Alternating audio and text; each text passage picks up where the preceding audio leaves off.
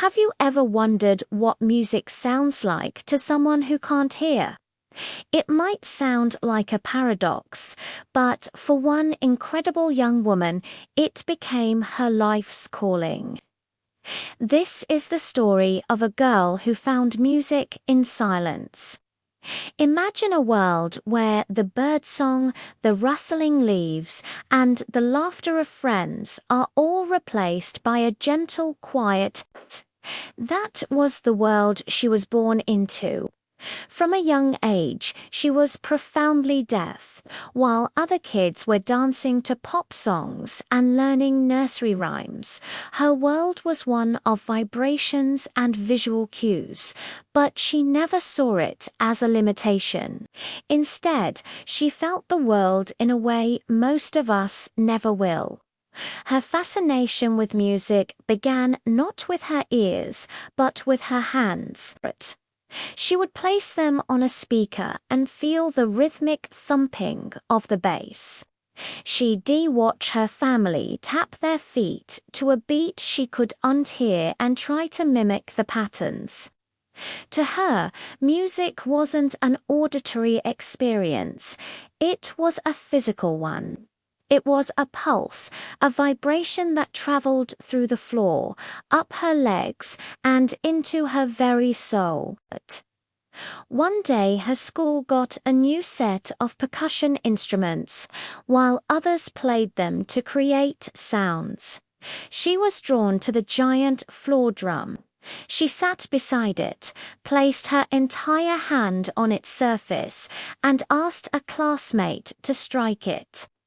The boom that followed wasn't a sound to her. It was a wave of energy that resonated through her entire body. It was powerful. It was beautiful. In that moment, she understood. Music wasn't just for hearing. It was for feeling. This discovery ignited a passion. She began to experiment. She learned to read sheet music, not to hear the notes, but to understand their structure and rhythm. She translated the dots and lines into a language of vibrations. A high note became a quick, sharp tap. A low note became a deep, resonant hum she could feel in her chest. She started playing the piano, feeling the vibrations of the strings through the wooden frame. Her fingers danced across the keys, not guided by sound, but by the physical sensation of each note's unique frequency. Her teachers were astounded. They had never seen anything like it. She wasn't just playing notes. She was interpreting the very essence of the music. She could feel the joy in a fast-paced melody and the sorrow in a slow, deep chord progression.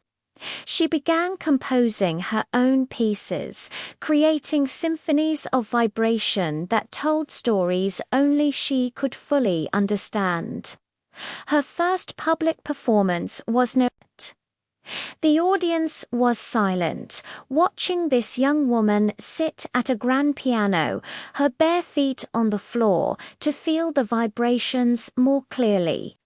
As she began to play, something magical happened.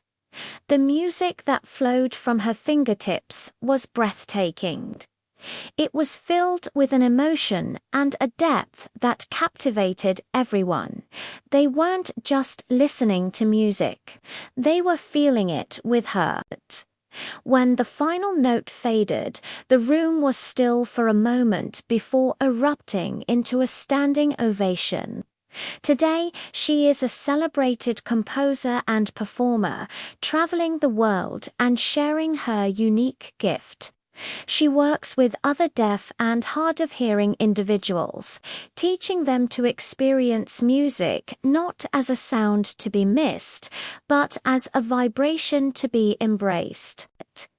She has developed special instruments that amplify vibrations, allowing others to feel the music just as she does. Her story teaches us a powerful lesson. Our perceived limitations do not have to define our reality. She couldn't hear music, so she taught the world how to feel it. She reminds us that passion, creativity, and a different perspective can turn silence into a beautiful symphony. What we think is a barrier might just be a doorway to a world more wonderful than we could ever imagine. Thanks so much for watching. If her story inspired you, please hit that like button and subscribe for more incredible stories. See you next time.